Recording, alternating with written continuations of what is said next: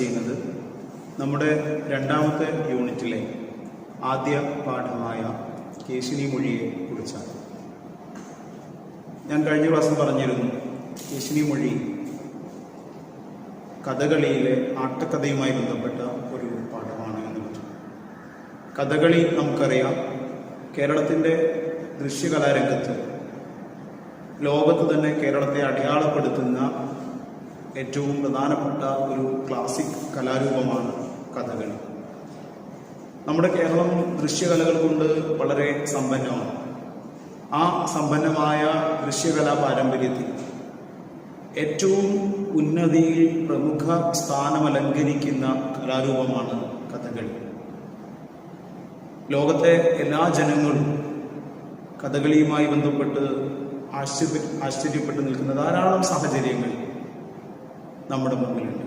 നോക്കൂ, നമ്മുടെ കണ്ണിനുള്ളിൽ ചമയം തേക്കുന്ന, എനിക്ക് തോന്നുന്നു, ലോകത്തെ ഒരേ ഒരു കലാരൂപം ഒരുപക്ഷെ കഥകളിയായിരിക്കും. അങ്ങനെയുള്ള ഒരുപാട് വ്യത്യസ്തതകൾ കൊണ്ട് ശ്രദ്ധേയമായ കഥകളിയുടെ സാഹിത്യരൂപമായ ആട്ടക്കഥയാണ് നമ്മൾ ഇന്ന് ചർച്ച ചെയ്യുന്നത്.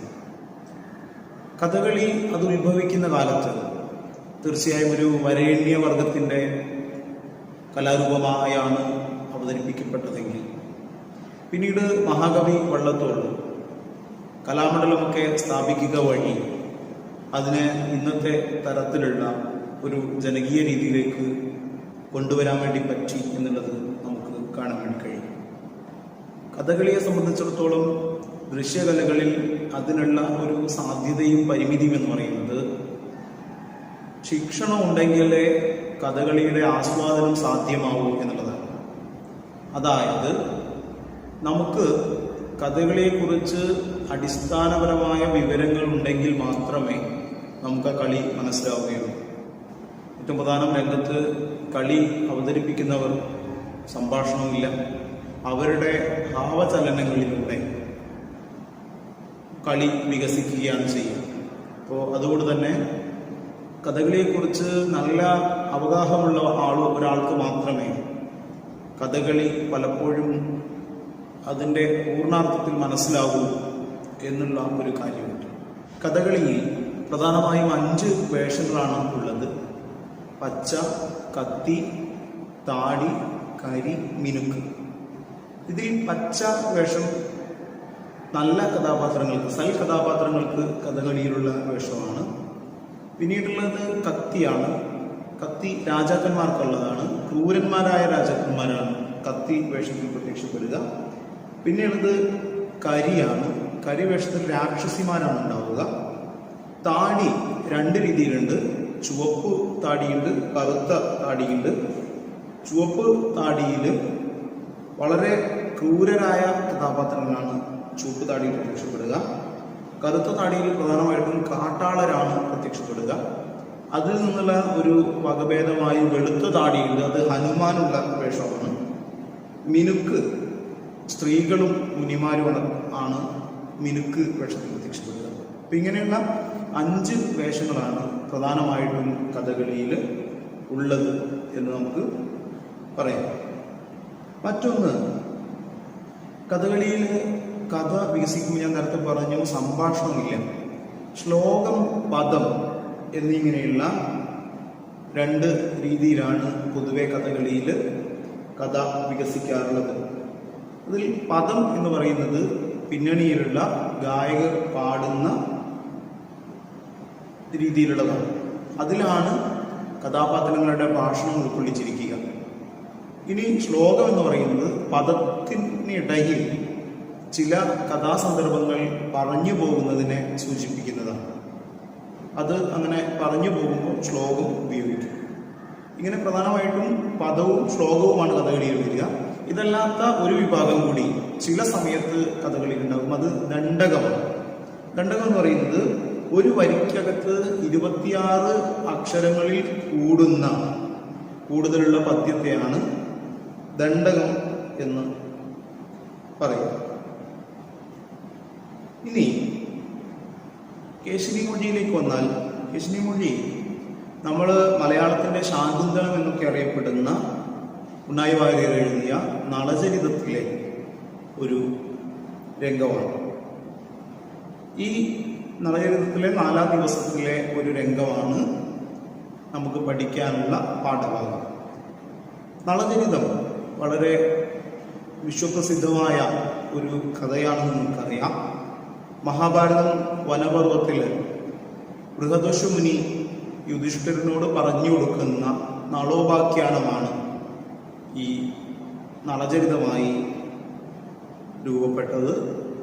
നൈഷധീയ ചരിതം എന്ന് സംസ്കൃതത്തിൽ പറയുന്ന ശ്രീകൃഷ്ണനെ പോലുള്ള ആളുകൾ എഴുതിയിട്ടുള്ള നളചരിതമാണ് ഇതിലെ വിഷയം. നളന്റെയും ദമയന്തിയുടെയും കഥ, നളചരിതം മലയാള സാഹിത്യത്തെ സംബന്ധിച്ചിടത്തോളം വളരെ പ്രിയപ്പെട്ട ഒരു ഇതിവൃത്തമാണ്. ഇത് നമ്മൾ പറഞ്ഞ കഥകളി ആട്ടക്കഥയ്ക്ക് പുറമെ നളചരിതം കിളിപ്പാട്ട്, നളചരിതം തുള്ളൽപ്പാട്ട്, നളചരിതം നാടകം, ഇങ്ങനെയുള്ള ധാരാളം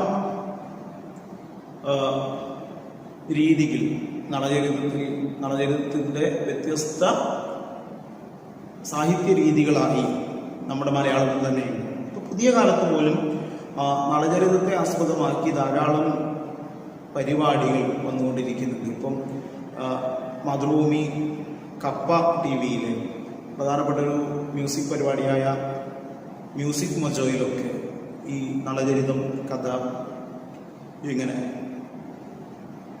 പിന്നെ അവർക്ക് പാട്ടിന് വിഷയമായിട്ടുണ്ട്. ഇങ്ങനെയുള്ള പുതിയ കലാരൂപങ്ങളിൽ പോലും അല്ലെങ്കിൽ കലയുടെ സാഹിത്യത്തിൻ്റെ വ്യത്യസ്ത മേഖലകളിൽ മലയാളത്തിൽ തന്നെ വിവിധ രീതിയിൽ ആവിഷ്കരിക്കപ്പെട്ടിട്ടുള്ള ഒന്നാണ് നളചരിതം എന്ന് പറയുന്നത്. നളചരിതത്തിലെ നമുക്ക് പഠിക്കാനുള്ള ഭാഗത്തിൻ്റെ ആമുഖം ടെക്സ്റ്റിനകത്ത് കൊടുത്തിട്ടുണ്ട്. നമുക്കറിയാവുന്നതുപോലെ നിഷധ രാജ്യത്തെ വീരസേന രാജാവിൻ്റെ മകനായിരുന്നു നളൻ. പിന്നീട് ഹംസൻ വഴി ദമയന്തിയെ പരിചയപ്പെടുകയും ദമയന്തിയുടെ ആദ്യ സ്വയംവരത്തിന് നളനോടൊപ്പം ധാരാളം രാജാക്കന്മാരും ഇന്ദ്രൻ, വരുണൻ, അഗ്നി, യമൻ തുടങ്ങിയിട്ടുള്ള ദേവന്മാരും എല്ലാവരും പങ്കെടുക്കുകയും മെസ്സഞ്ചറായി ഞങ്ങൾക്ക് ആർക്കെങ്കിലും ദമയന്തിയെ കല്യാണം കഴിക്കണമെന്ന് ദേവന്മാർ ആവശ്യപ്പെട്ട പ്രകാരം ദേവഹിതമനുസരിച്ച് നളൻ ദമയന്തിയെ പോയി അവരോട് ഈ കാര്യം പറയുകയും ദമയന്തി നളനെ അല്ലാതെ കല്യാണം കഴിക്കില്ല എന്ന് തിരിച്ചു പറയുകയും അപ്പോൾ നളന്റെ രൂപത്തിൽ 4 ദേവന്മാരും ദമയന്തിയുടെ മുമ്പിൽ പ്രത്യക്ഷപ്പെടുകയും ദമയന്തി ഇതിൽ യഥാർത്ഥ നളൻ എനിക്ക് കാണിച്ചു തരണം എന്ന് പ്രാർത്ഥിക്കുക വഴി ദമയന്തിക്ക് നളനോടുള്ള ഇഷ്ടത്തിൻ്റെ ആഴം മനസ്സിലാക്കിയ ദേവന്മാർ നളന് ഓരോ വരങ്ങൾ കൊടുത്തുകൊണ്ട് തിരിച്ച് പോവുകയാണ് ചെയ്തത്. ഈ കഥ നിങ്ങൾക്കറിയാം. ആ വരങ്ങളുടെ കഥ ഒന്ന് നമുക്ക് ഈ പാഠഭാഗത്തിലേക്ക് വരുമ്പോൾ നിങ്ങളൊന്ന് ഓർത്തു വെക്കണം. നമുക്ക് അതിൻ്റെ ചെറിയൊരു ആവശ്യം ഈ പാഠത്തിൽ അവസാനമായിട്ട് വരും. അതിനു വേണ്ടിയിട്ടാണ്. ഏതായാലും ഞാൻ ആ പാഠഭാഗത്തിലേക്ക് പോവുകയാണ്. നമുക്ക് ആദ്യം അതിൻ്റെ അവതരണം ഒന്ന് കാണാം.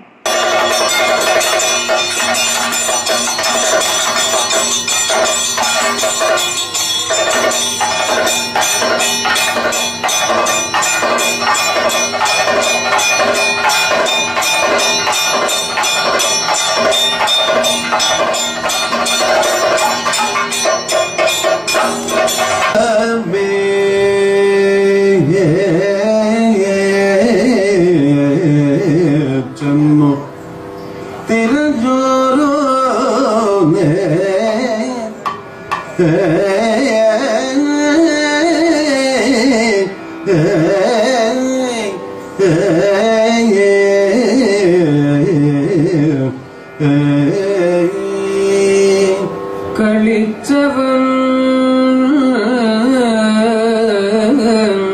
ചൊന്നതു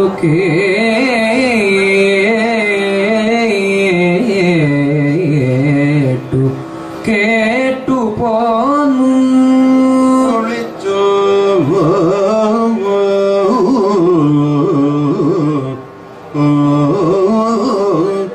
പിന്നൊട്ടു ധരിച്ചു ദൂതി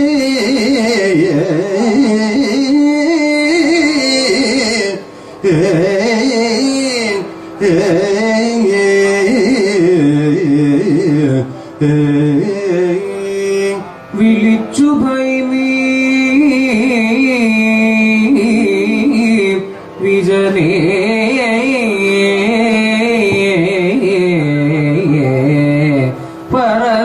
പറഞ്ഞാൻ ഓമാത്തിനൊത്ത് ചരുതന്നോ വൈദർഭീകേളി ഭൂമാതിനൊത്ത ചതുതനോ വൈദർഭീകേളി ഓമാത്തിനൊത്ത് ചരുതന്നോ വൈദർഭീകേളി പുരുഷരത്നനി ബഹുഗനോ വൈദർഭീകേളി പുരുഷരത്നനി ബഹുഗനോ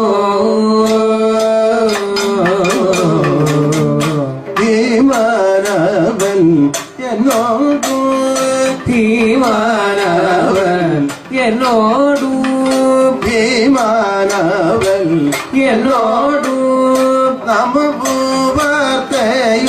ചൊന്ന നമഭൂവർത്തയു ചൊന്ന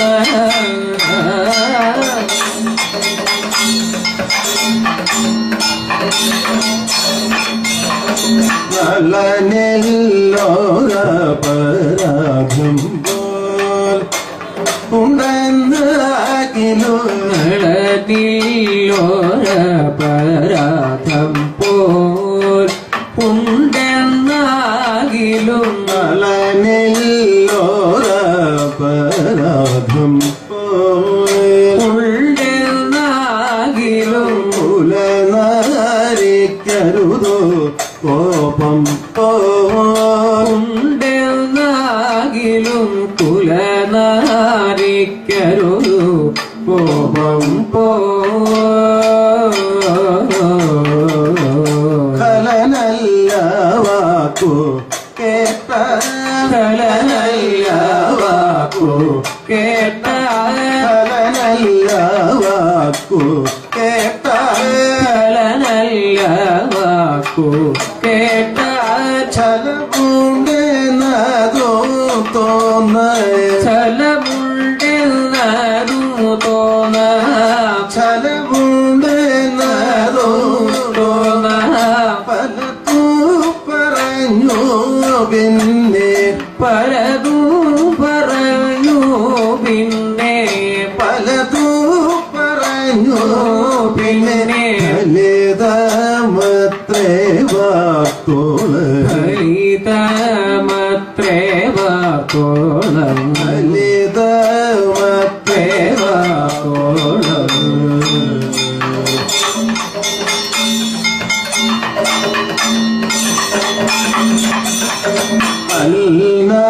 അൽനാദിവാക സംഭാരം സ്വാമി നിയോഗ നാദിഭാഗ സംഭാരം സ്വാമി നിയോഗ അൽനാദിവാക സംഭാരം സ്വാമി നിയോഗ അൽനാദു കണ്ടേ അന്നേരോ സ്വാമി നിയോഗ വന്നതു കണ്ടേ അന്നേരം കുംഭേ നിറഞ്ഞു കുംഭേ നിറഞ്ഞു നീരവും കുംഭേ നിറഞ്ഞു കുതുകമത്രയും പാരം പുതുകമെത്രയും പാരവും കൂടാതെ ഘോരേ ബ്രഹ്മം കൂടാതെ ഘോരവും ദഹനൽ കത്തിയോദാര ദഹനൽ കത്തിയോദാരം ദഹനൽ കത്തിയോദാര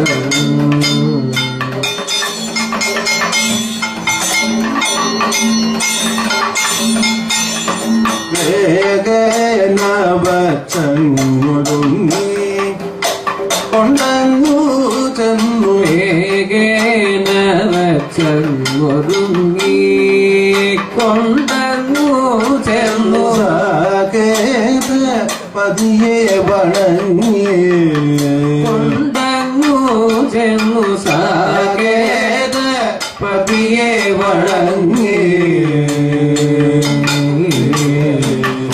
പോന്നു തേരിൽ ഒതുങ്ങി പോന്നു തേരിൽ ഒതുങ്ങി പോന്നു തേരിൽ ഒതുങ്ങി നീര കണ്ടു ഭംഗി നീര കണ്ടു മങ്ങി നീര കണ്ടു ഭംഗി നീര കണ്ടു മങ്ങി നീര കണ്ടു മങ്ങി അവമർദ്ദനവും തുടങ്ങി അവമർദ്ദനവും തുടങ്ങി അവമർദ്ദനവും തുടങ്ങി അവകളപ്പോൾ വിളങ്ങി അവകളപ്പോൾ വിളങ്ങി അവകളപ്പോൾ വിളങ്ങി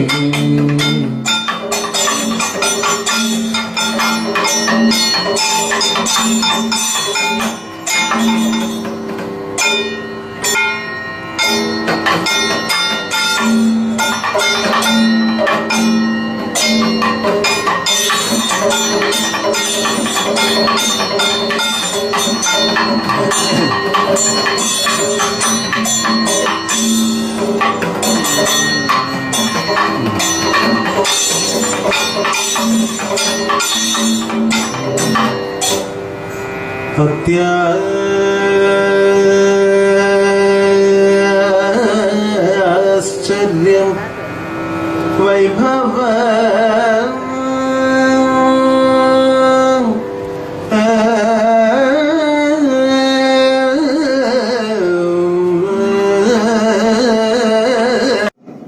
കേശിനി മൊഴി ഒന്നായി വായിക്കും. അതിൻ്റെ ആദ്യ ഭാഗം ഋതുവർണ്ണനോടൊപ്പം തേരാളിയായി വന്നത് നളൻ തന്നെയാണ് എന്ന് ഉറപ്പുവരുത്തുന്നതിനായി ദമയന്തി വിദഗ്ധയായ തോഴി കേശിനിയെ പറഞ്ഞയക്കുന്നു. കേശിനി ബാഹുകനെ നേരിൽ കണ്ട് സംസാരിക്കുകയും തുടർന്ന് ബാഹുകന്റെ പ്രവൃത്തികൾ ഒളിഞ്ഞിരുന്ന് നിരീക്ഷിക്കുകയും ചെയ്തു. ഈ വിവരങ്ങൾ കേശിനി സ്വകാര്യമായി ദമയന്തിയെ അറിയിക്കുന്നതാണ് പാഠസന്ദർഭം. കേശിനിയുടെ വിവരണങ്ങളിൽ നിന്ന് ബാഹുക വേഷധാരിയായി കൊട്ടാരത്തിലെത്തിയത് നളനാണെന്ന് ദമയന്തി ഉറപ്പിക്കുന്നു. നൈഷധനിവൻ തൻ ഒരീശലില്ലാമേ നിർണയം എന്ന് തുടർന്ന് ദമയന്തി ആത്മകഥം ചെയ്യുന്നുണ്ട്. നൈഷധനിവൻ താൻ, നിഷധരാജ്യത്തെ രാജാവായ നളൻ തന്നെയാണ് ഇവൻ താൻ, ഒരു ഈശലില്ലാമേ നിർണയം, ഒരു സംശയവുമില്ല, ഉറപ്പാണ് എന്ന ആത്മകഥത്തിലേക്ക് ദമയന്തി ഈ പാഠഭാഗത്തോടെ എത്തുന്നുണ്ട്. ഈ വരികൾ വെച്ച് നിരന്തരം പരീക്ഷയ്ക്ക് ചോദിക്കാറുണ്ട്. അപ്പോൾ നമുക്ക് ഈ പാഠത്തിൻ്റെ മുഴുവൻ ആശയം തന്നെയാണ് അതിന് ഉത്തരമായിട്ട് എഴുതേണ്ടത്. ഞാനത് പറയാം. അപ്പോൾ ഇതിൽ നളന് പിന്നീട് നളൻ്റെ ദമയന്തിയുടെ രണ്ടാം സ്വയംവരമാണ് ഇപ്പോൾ നടക്കാൻ പോകുന്നത്. അതിനിടയ്ക്ക് നളന് ഒരു കലി ബാധിക്കുകയും നളന് വേറൊരു രാജാവിൻ്റെ, ഋതുപർണ രാജാവ് എന്ന് പറയുന്ന അയോധ്യ രാജാവിൻ്റെ തേരാളിയായി പിന്നെ ഒതുങ്ങിക്കൂടേണ്ടിയും വന്നിട്ടുള്ള കഥയൊക്കെ നിങ്ങൾക്ക് പുരാണത്തിൽ അറിയാം. അപ്പം അങ്ങനെയുള്ള സമയത്താണ് ഋതുവർണ്ണ രാജാവിൻ്റെ, അയോധ്യ രാജാവിൻ്റെ തേരാളിയായി വന്ന ബാഹുകൻ തന്നെയാണ് നളൻ എന്നുറപ്പിക്കാൻ വേണ്ടി കേശിനി എന്ന തോഴിയെ ദമയന്തി നിരീക്ഷിക്കാൻ ഏൽപ്പിക്കുന്നതും ആ നിരീക്ഷണം കണ്ട കാര്യങ്ങൾ കേശിനി വന്ന് ദമയന്തിയോട് പറയുന്നതും ഇയാൾ ബാഹുകൻ നളൻ തന്നെയാണ് എന്ന് ദമയന്തി ഉറപ്പിക്കുന്നതുമാണ് പാഠസന്ദർഭം. 6-ാം രംഗം ഭൈമീഗൃഹം. ശ്ലോകം എന്താണ്, അതെന്താണെന്നൊക്കെ നമ്മൾ നേരത്തെ പറഞ്ഞു. വെളിച്ചമേ ചെന്ന് തിരഞ്ഞോരെന്നെ കളിച്ചവൻ ചൊന്നത് കേട്ടുപോന്നു, ഒളിച്ചു പിന്നൊട്ടു ധരിച്ചു ദൂതി വിളിച്ചു ഭൈമീ വിജനെ പറഞ്ഞ. വെളിച്ചമേ ചെന്ന് തിരഞ്ഞോരെന്നെ, ഞാനിതിൻ്റെ ഒരു ആശയം കൂടി പറഞ്ഞു പോവുകയാണ്. വെളിച്ചമേ ചെന്ന് തിരഞ്ഞൊരെന്നെ, വെളിച്ചം നേരിട്ട് ചെന്ന് തിരഞ്ഞ എന്നെ, കാര്യങ്ങൾ അന്വേഷിച്ച എന്നെ കളിച്ചവൻ ചെന്നത് കേട്ടുപോന്നു. കളിച്ചവൻ എന്നെ കളിയാക്കി. അവൻ ഞാൻ കാര്യങ്ങൾ നേരിട്ട് പോയി സംസാരിച്ചപ്പോൾ എന്നെ കളിയാക്കി. അത് കേട്ടുപോന്നു. ചൊന്നതാ പറഞ്ഞത് ഞാൻ കേട്ടുപോന്നു. ഒളിച്ചു പിന്നോട്ട് ധരിച്ചു തൂതി. പിന്നെ അത് തൂതി. കേശിനി എന്തെഴുതു? ഒളിച്ചു നിന്ന് ധരിച്ചു. ബാഹുകൻ അറിയാതെ, ബാഹുകൻ എന്ന നളൻ അറിയാതെ ദൂതി. കേശിനി എന്ത് ചെയ്യാണ്? ബാഹുകനെ ചുളിവിൽ എന്നൊക്കെ നമ്മൾ പറയില്ല, അങ്ങനെ നിരീക്ഷിക്കുകയാണ്. അങ്ങനെ നിരീക്ഷിക്കുമ്പോൾ കണ്ട കാര്യങ്ങൾ വിളിച്ചു. ഭൈമിയും വിജനെ പറഞ്ഞ. എന്നിട്ട് ഭൈമിയെ വിളിച്ചു. ആരാ ഭൈമി? ദമയന്തിയെ വിളിച്ച് വിജനെ പറഞ്ഞ. ആരുമില്ലാത്തൊരു സ്ഥലം നോക്കി അങ്ങോട്ട് കൊണ്ടുപോയിട്ട് പറഞ്ഞു. അപ്പോൾ എന്തോ രഹസ്യമാണ് പറയാനുള്ളത്. അതുകൊണ്ടാണ് മെല്ലെ വിളിച്ച് ആരുമില്ലാത്ത സ്ഥലം നോക്കി കേശിനി പറയുന്നത്. അനന്തരം ചിന്താമഗ്നയായി ഭൈമി പ്രവേശിക്കുന്നു. ഉടനെ കേശിനി വന്നും ചുമലിൽ കൈവച്ച് കുത്തി വിളിക്കുന്നു. ഭൈമി കേശിനിയെ കണ്ട് സംസാരിക്കുന്നു.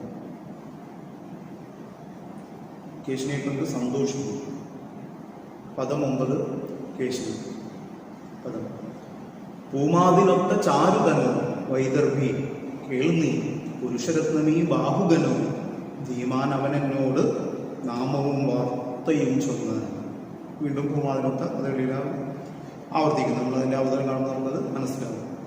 പൂമാതിനൊത്ത ചാരുതനോ. പൂമാത് ലക്ഷ്മി ദേവിയാണ്. ലക്ഷ്മി ദേവിക്കൊത്ത ചാരുതനോ, ചാരു മനോഹരമായ ഭംഗിയുള്ള തനു ശരീരമുള്ളവൾ. ലക്ഷ്മി ദേവിക്കൊത്ത ശരീരമുള്ളവളെ. ഇതാണ് പൂമാതിനൊത്ത ചാരുതനോ. വൈദർഭി. ആരാണത്? വൈദർഭി. വൈദർഭി പറഞ്ഞാൽ ഭൈമി അല്ലെങ്കിൽ ദമയന്തി.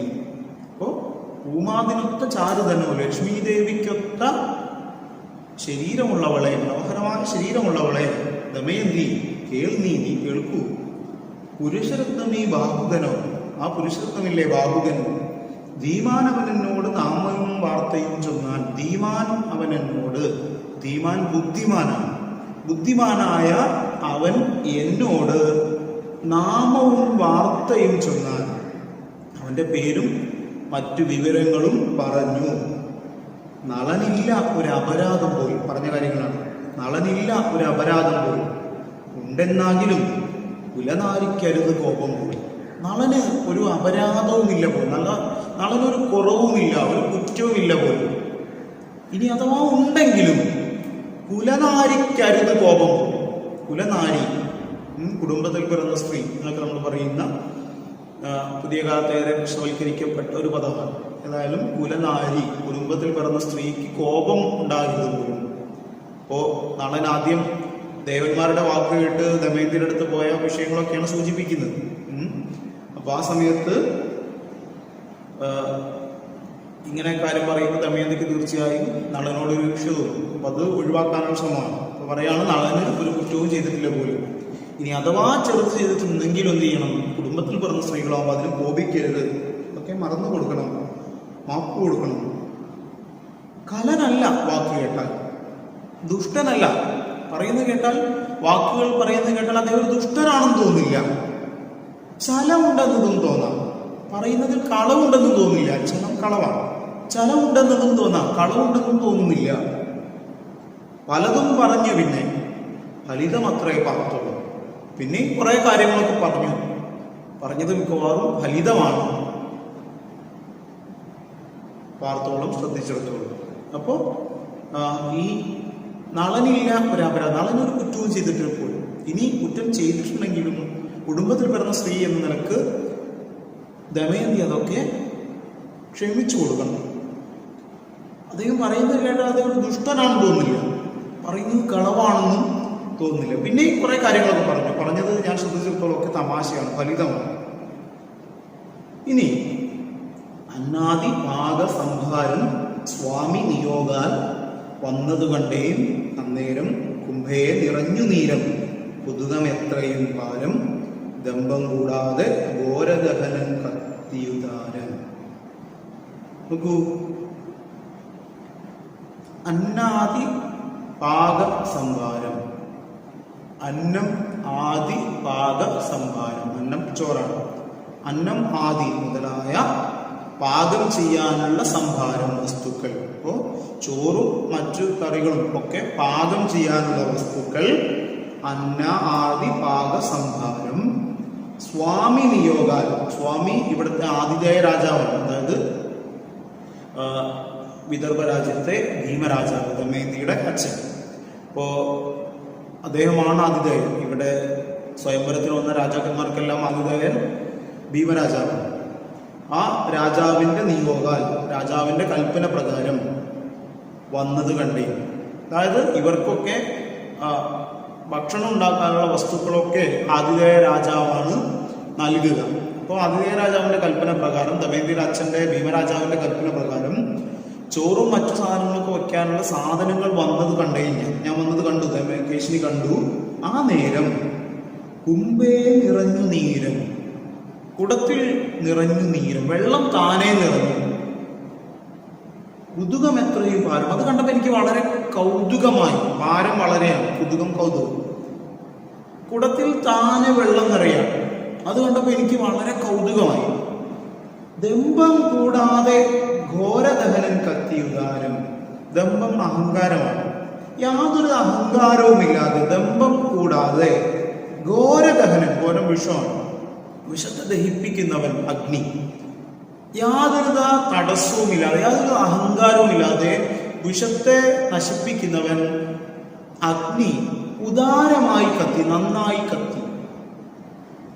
ഈ രണ്ട് കാര്യങ്ങൾ നോക്കൂ. ഞാൻ നേരത്തെ പറഞ്ഞു, നളന് ദേവന്മാർ കൊടുത്തിട്ടുള്ള വരം, വരുണനും യമനും അഗ്നിയും ഒക്കെ കൊടുത്തിട്ടുള്ള വരം നമ്മുടെ മനസ്സിലുണ്ടാകണം. ആ വരമാണ് ഇവിടെ കുടത്തിൽ താനെ വെള്ളം നിറയുന്നതും ഒരു തടസ്സവുമില്ലാതെ അടുപ്പിൽ അഗ്നി കത്തുന്നതും. ഇനി വേഗേന വച്ചൊരുങ്ങി, വേഗം വച്ചു, ആ ഭക്ഷണമൊക്കെ വേഗം വച്ച് ഒരുങ്ങി. നല്ല പാചകനാണ് നളൻ. ഈ വരത്തിന്റെ ഭാഗമായി നമുക്കറിയാം, നളപാചകം എന്നുള്ള വളരെ പ്രശസ്തമാണ്. വേഗേന വച്ചൊരുങ്ങി കൊണ്ടങ്ങ് ചെന്നു, എന്നിട്ട് കൊണ്ട് അങ്ങ് ചെന്നു. എന്ന് സാകേതപതിയെ വണങ്ങി. സാകേതപതി അയോധ്യയിലെ രാജാവ്, ഋതുവർണ രാജാവ്. ഋതുവർണ രാജാവിനെ, തന്റെ യജമാനെ പോയി വണങ്ങി പോന്നു, തേരിലൊതുങ്ങി.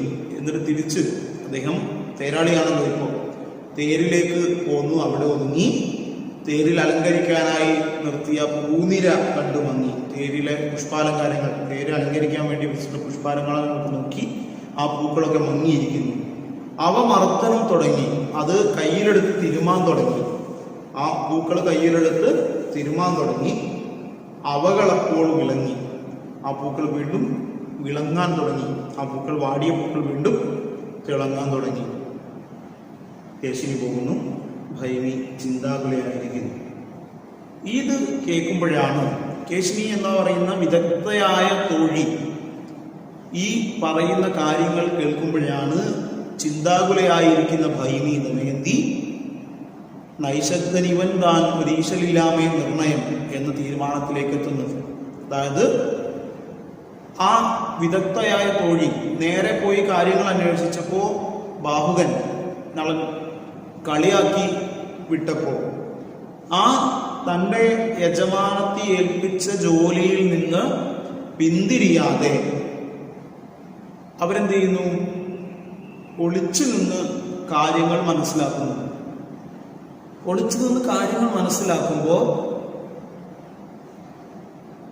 ഈ സാധനം, ചോറും കറികളും വെക്കാനുള്ള സാധനങ്ങൾ കൊണ്ടുവരുമ്പോൾ കുടത്തിൽ താനെ വെള്ളം നിറയുന്നതും അഗ്നി ഒരു തടസ്സവുമില്ലാതെ കത്തുന്നതും വേഗം വളരെ നന്നായി സ്വാദിഷ്ടമായ ഭക്ഷണം തയ്യാറാക്കുന്നതും അത് രാജാവിന് കൊണ്ടുപോയി കൊടുത്ത് അദ്ദേഹത്തെ വണങ്ങി തേരിലെത്തുമ്പോൾ പൂനിര കണ്ട് മങ്ങിയ പൂക്കൾ കയ്യിലെടുത്ത് അവമർദ്ദനം, അതായത് കയ്യിലെടുത്ത് തിരുമ്മുമ്പോൾ ആ പൂക്കൾ വീണ്ടും തിളങ്ങാൻ തുടങ്ങുന്നതും ഒക്കെ കാണുമ്പോൾ ദമയന്തിക്ക് തീർച്ചയാവുന്നു ഇത് ബാഹുകൻ എന്ന പേരിൽ ഋതുവർണ രാജാവിനോടൊപ്പം വന്നിട്ടുള്ള തേരാളി